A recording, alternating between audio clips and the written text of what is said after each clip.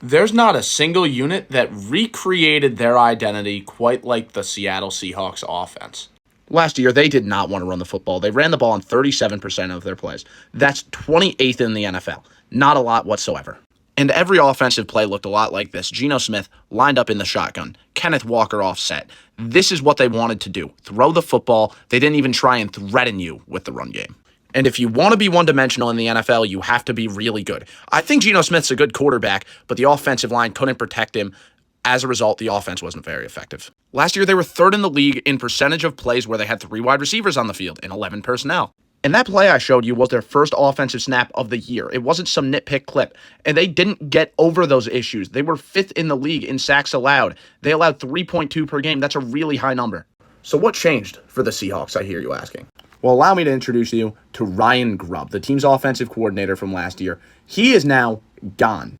And to replace him is former Saints offensive coordinator Clint Kubiak, a guy who runs a very different offensive system. Well, what's so different about it? Well, notice how different this formation looks from this one.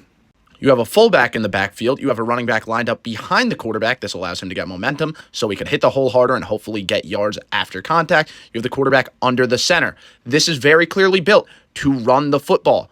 And this works out well for Seattle. They get a little bit of inside zone going here, some motion to redirect the defense, and all of a sudden holes are opening up. Right there, they dominated on the line of scrimmage. That's something you didn't used to see with Ryan Grubb. I mean, here's the type of issue you're never going to see from Clint Kubiak.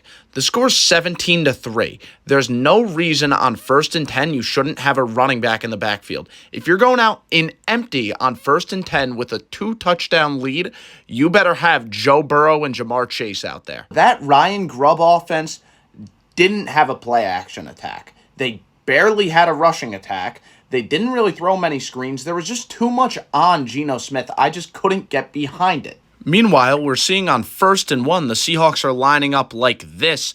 1 wide receiver on the field. This is how Kubiak wants to attack you. And it works because guys like Gray Zabel, who had an outstanding day, are doing their job. Look at the block by the tight end. Lane wide open for Charbonnet.